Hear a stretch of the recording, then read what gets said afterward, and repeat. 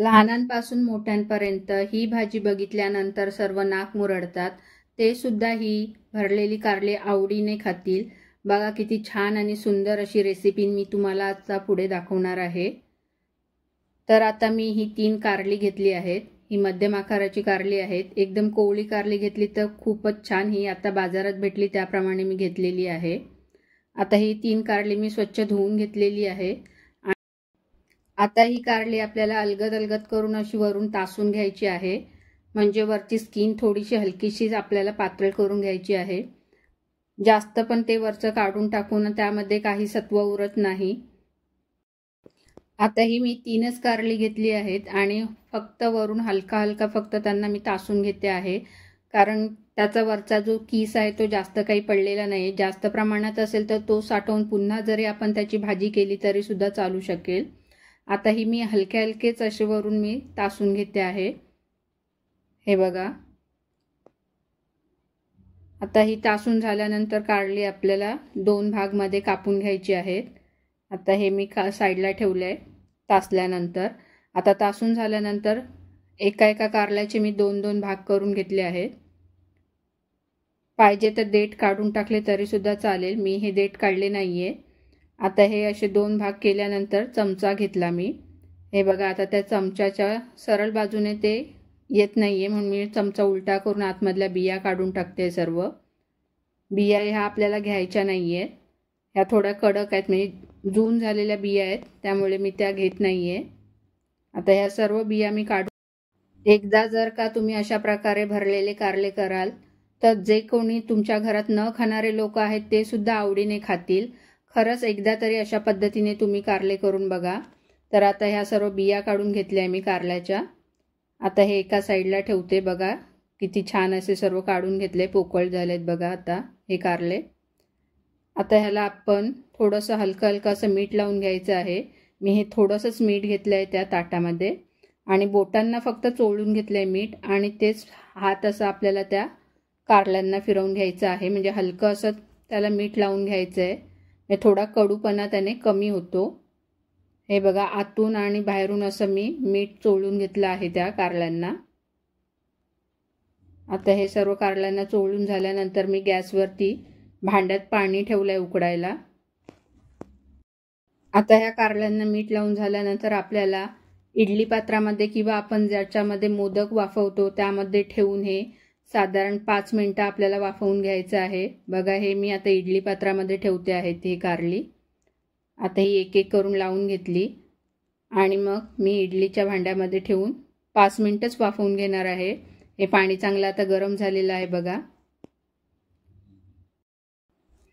ही कारली मी फुल गॅसवरती फक्त 5 मिनिटच वाफवून घेतली आहेत.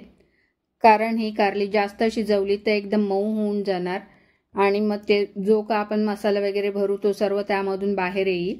म्हणून ही फक्त मी 5 मिनिटच वाफवून घेतली आहे कारली. आता ही कारली वाफवून झाली. मी साईडला ठेवला.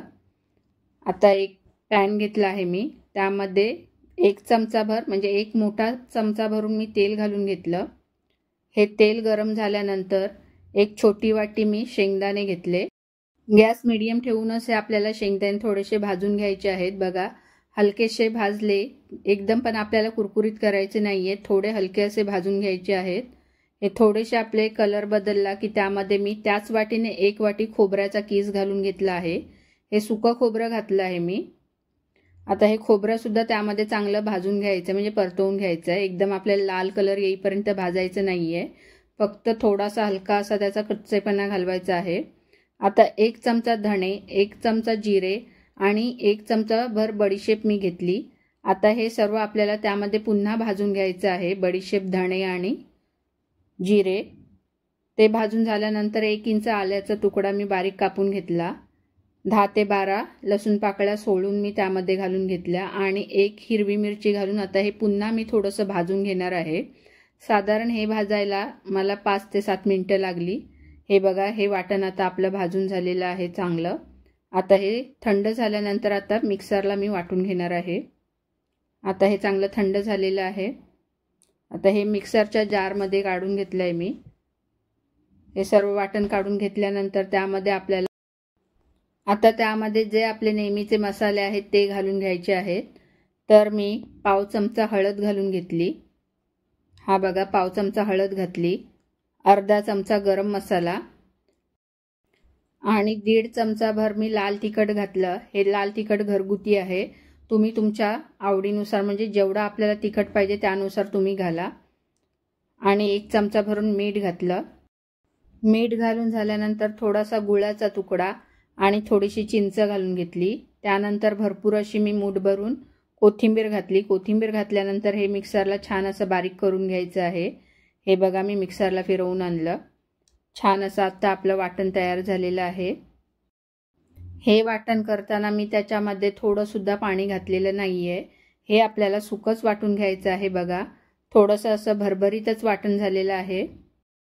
हा वाटलेला सर्व मसाला आहे तो मी आता हा सर्व काढून घेते ताटामध्ये। बघा, अशा प्रकारे चमच्याने हे काढून घ्यायचं आहे। मसाला काढून घेतला मी सर्व मिक्सरच्या भांड्यामधून। आता हे आपलं भांडं खोलूया। बघा, ही आपली वाफवलेली कारली आहेत। जोपर्यंत मसाला तयार करत होते तोपर्यंत मी तसंच झाकून ठेवलं होतं, कारण की त्या वाफेवरती थोडी आणखी आपली ही कारली वाफ म्हणजे शिजली आहे। आता त्यामध्ये थोडं पाणीसुद्धा गेलं आहे बघा या भांड्यामध्ये। आता ही कारली काढून मी त्या ताटामध्ये काढून घेते। मी जास्त भांडी करत नाही आहे, कारण घासायला मलाच लागतात। तर आता अशा प्रकारे मी ही कारली त्या भांड्यामध्ये काढून घेतली म्हणजे ताटामध्ये। आणि हा मसाला एकदा मी एकत्र करून घेते हाताने। बघा, छान असा मसाला एकत्र करून घ्यायचा।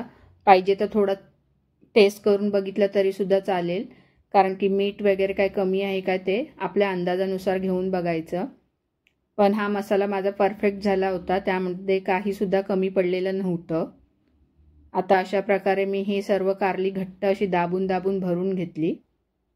तुम्ही सुद्धा अशीच भरून घ्या घट्ट अशी, म्हणजे आतमध्ये मसाला खूप छान लागतो त्यामध्ये। आता ही सर्व कारली भरून झाल्यानंतर अशा प्रकारे सर्व कारली मी भरून घेतली आणि थोडासा मसाला मी ठेवून दिला आहे, म्हणजे हे जो वाटण आहे तो मी साईडला ठेवला आहे।